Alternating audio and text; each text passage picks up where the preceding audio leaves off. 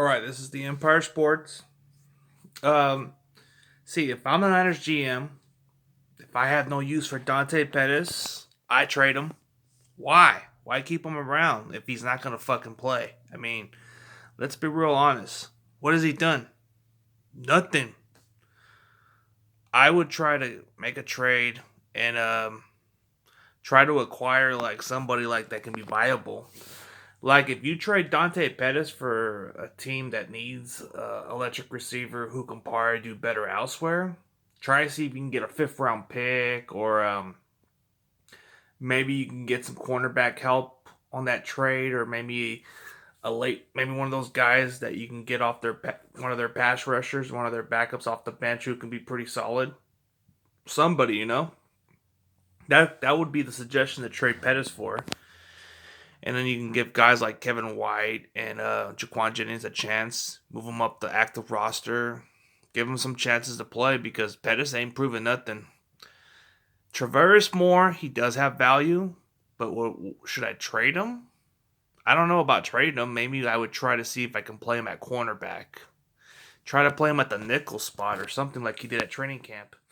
That would be viable.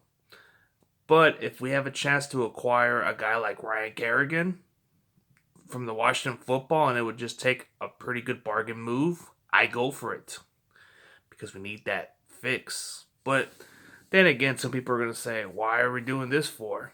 Um, think about it. D Ford's contract it's voidable, so we can let go of him after the offseason.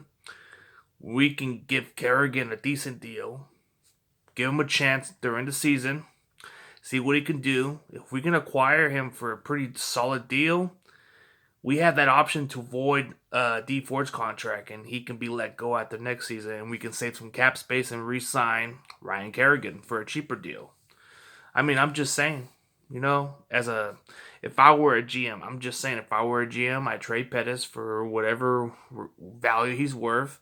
If you can get a solid cornerback for that trade, or at least a pass rusher off of somebody else's team, then I do it. I don't hesitate. Then that does open the door for the other receivers to step up. If you feel that Trent Taylor isn't stepping up, cut your losses. Let him go. Give a guy like Jaquan Jennings a chance to shine. I mean, you got to make this team more competitive and open. See, if I'm the Niners, if I'm looking to make some valuable trades, I try to see if I can make a trade for Nick Mullins. What would he be worth?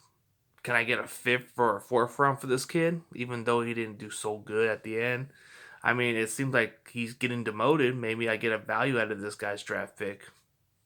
That would be my way of playing GM right there. See if I can get something in return for it. Since since Beathard's already moving up to the second string spot, I guess he would stay there, and we can get something in return for Nick Mullins.